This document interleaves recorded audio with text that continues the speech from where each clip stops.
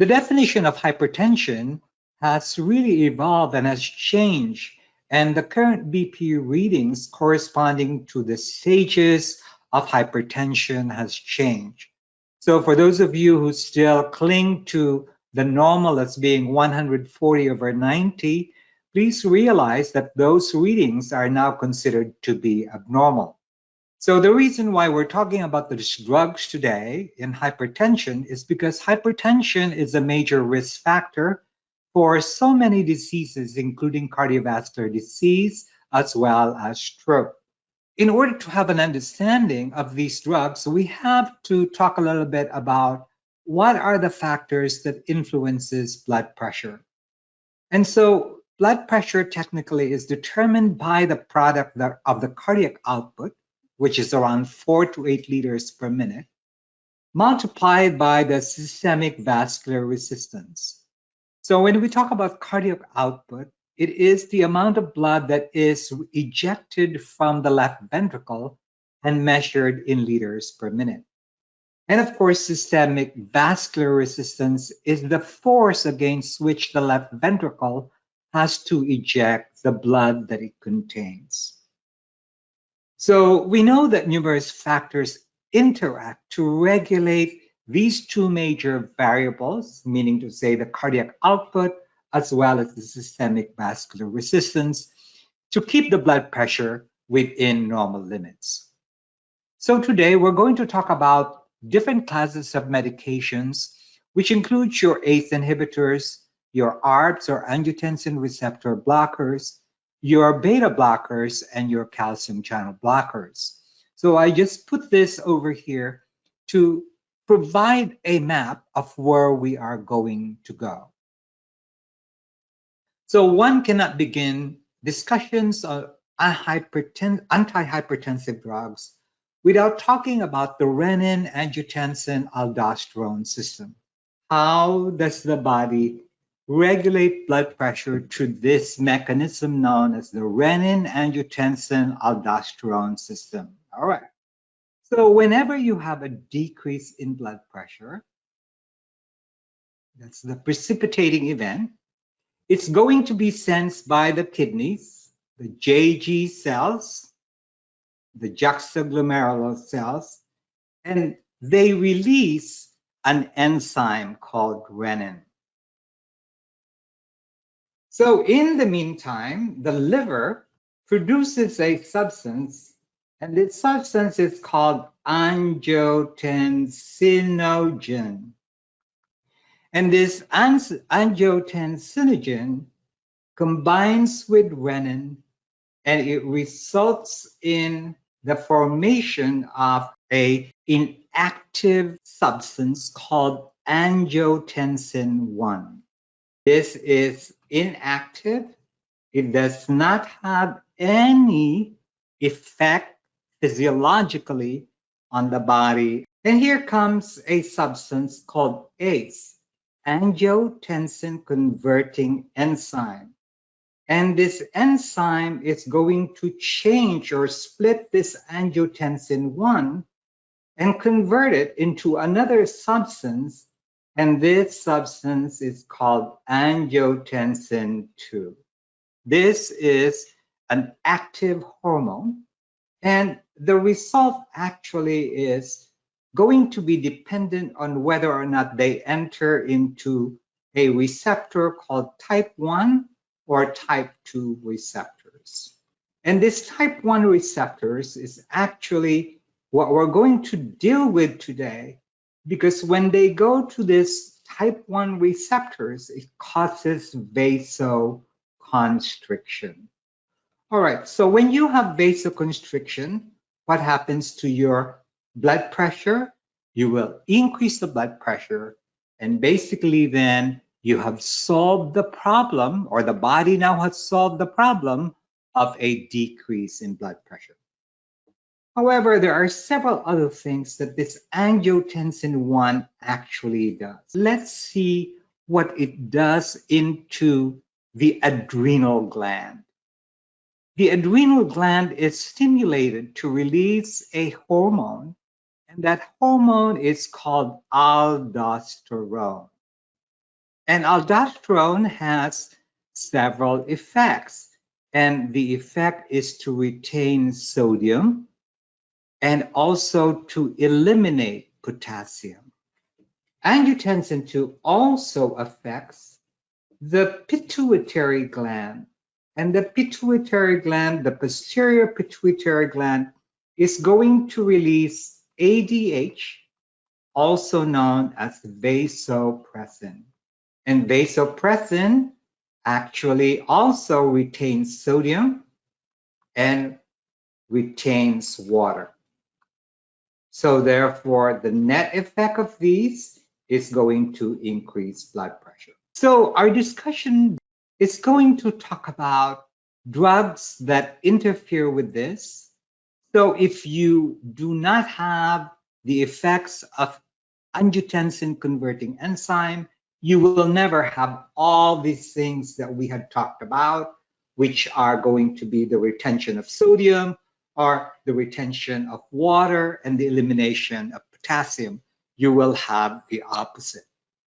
And then the other type of drug that we're going to talk about is to block the effects of angiotensin 2 into type 1 receptors. And therefore, this is the reason why we started with this discussion on the renin-angiotensin-aldosterone.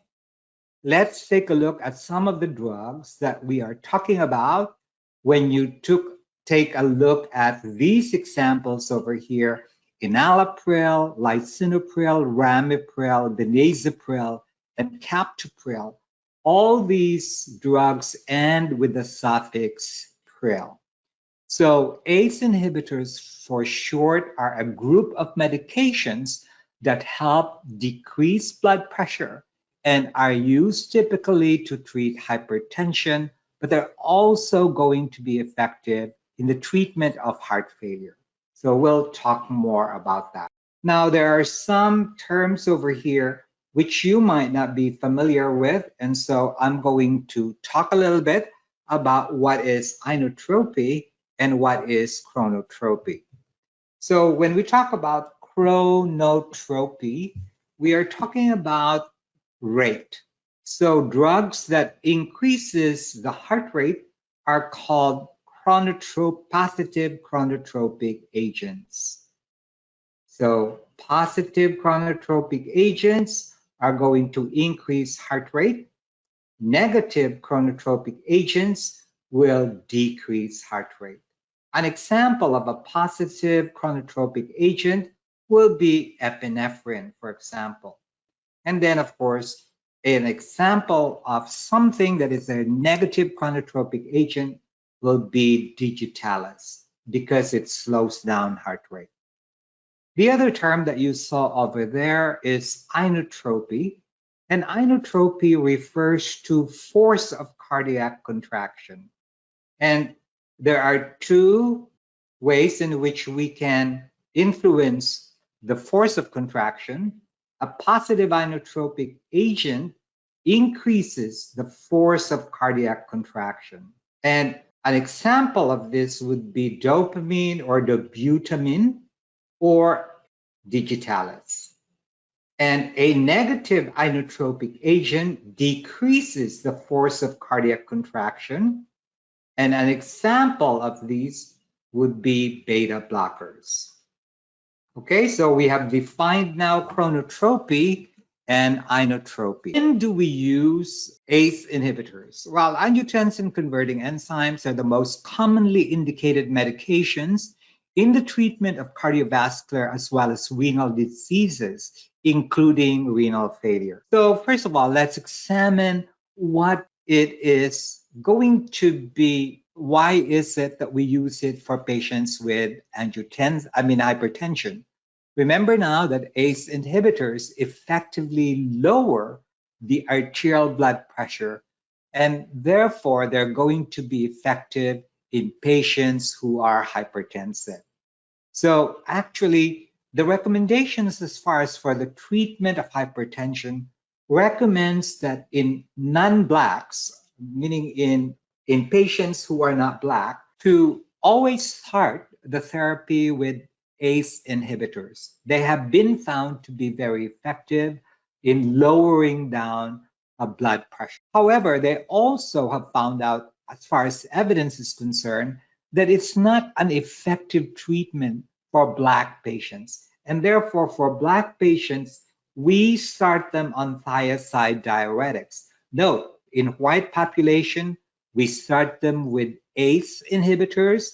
In the Black population, the treatment for hypertension is going to be thiazide diuretics first. And of course, the other adjunctive treatments are the following right over here, but I just illustrated this in this slide to tell you that there's a different approach in the treatment of hypertension on non-Blacks and Black population. So what else is it effective on? Well, these medications are effective and recommended as a first choice therapy in patients with heart failure. Well, how does it help in heart failure?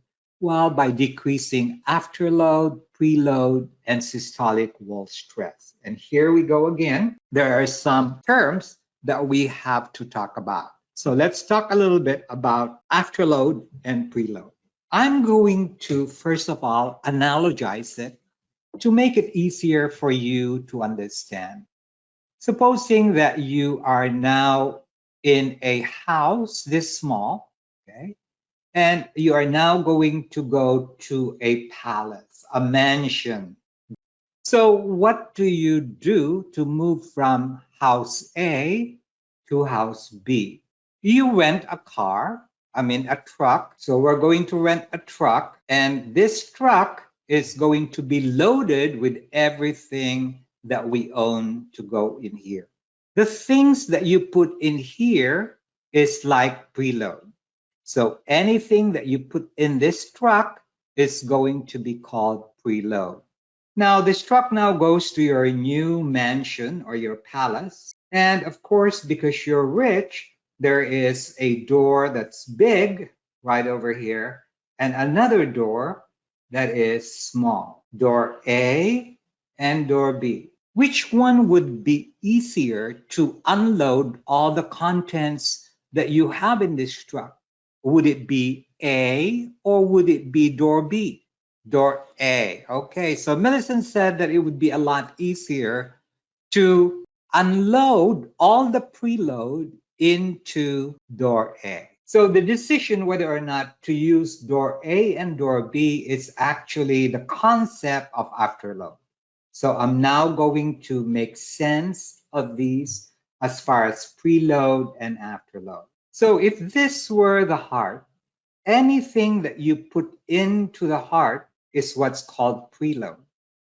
And usually we are referring to the volume of blood that enters into the atrium. So when I say that you have a low preload, it might be because you are dehydrated, or it might be because your veins are so dilated. So you would have a decrease in preload. But let's say if you have an increase in preload, that means to say that maybe you gave the patient too much IV in a very short period of time. So hypervolemia causes an increase in preload. So that is exactly what preload is. The volume of blood that goes into the atrium is what is known as preload. We all know that the left ventricle has to now go out into the systemic circulation. And so the resistance that is experienced by this blood flow is going to be called afterload. If it is going to have very constricted arteries, there is an increase in afterload. If we go to door A, like we did here in the house, like vasodilation, you would have a decrease in afterload. Preload is the volume of blood that enters into the atrium.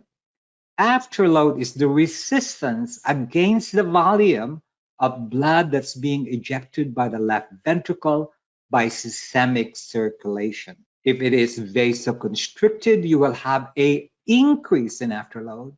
If you have a wide vasodilation, you would have a decrease in afterload. As far as the actions of angiotensin converting enzymes, it decreases the afterload, so it makes it easier for blood to circulate, and it decreases preload as well. And therefore, it will require less of the heart to work because you have lesser volume. And therefore, the ventricles are not going to be as stretched, and therefore there is less systolic wall stress during its full capacity in the ventricle. So it also decreases or reduces myocytes, which are the cells of your myocardium, reduces the possibility of hypertrophy or increasing in size. And therefore, that's the reason why it's effective in the management of patients with heart failure. It's also very effective in treating patients with post-myocardial infarction. Evidence have shown that it decreases mortality, and at the same time, it has been shown that it slows the progression of one of the complications associated with myocardial infarction, and that is going to be, of course, heart failure. ACE inhibitors are widely used in patients also who have diabetes. The renin-angiotensin-aldosterone system, and because of the increased glomerular capillary pressure, increases the progression of renal dysfunction. By interrupting this, therefore, you decrease the damage that occurs in the kidneys as a complication of diabetes. Evidence has demonstrated that ACE inhibitors slow down the progression of diabetic nephropathy. And that is the reason why it is always a medication that is given to patients who are diabetic. It is also given to patients with a variety of renal diseases. One of the complications of use of ACE inhibitors is kidney damage. It is hard to understand because actually the use of ACE inhibitors can decrease some of these problems, but yet it could cause the problem. So ACE inhibitors have been reported to decrease glomerular capillary pressure by decreasing your blood pressure or arterial pressure, and therefore prevents the progression of microalbuminemia to proteinuria. So you lose less proteins that way. And it is going to slow down the decline in glomerular filtration rate. So what are the contraindications? Well, one of the most common contraindication or the most critical contraindication is going to be for people who have histories of angioedema or hypersensitivity related to the treatment with ACE inhibitors. There are some people who have an ingrained or hereditary angioedema, and therefore they should not use these medications. We also should never give these patients co-administer with renin inhibitors such as aliskiren, and also anything that increases the potassium levels, such as potassium-sparing diuretics like spironolactone, or have another drug that causes an increase in potassium because they already increase potassium levels. And lastly, it has a black warning that says that it should never be given to patients who are pregnant. This is a category D under the old FDA system. And the reason why that is it's been found out that it causes, it's called dysplasia or hypoplasia in the fetus, and therefore is going to be very destructive as far as that's concerned. So what are some of the precautions that are going to be necessary in patients that are on ACE inhibitors? The number one problem that patients complain about this medication is a dry, non-productive cough. And the bad thing about it is there's no treatment for this cough. And that's the reason why we would switch them to another medication. However, we like to use ACE inhibitors because they're very effective in so many ways. But when patients complain of this dry, non-productive cough, then we don't have any choice but actually to change the medication. And so why is it, or what is the rationale or the reason why patients who are on ACE inhibitors actually develop this non-productive and paroxysmal cough? ACE normally converts angiotensin 1 to angiotensin 2. But there's also another function of ACE.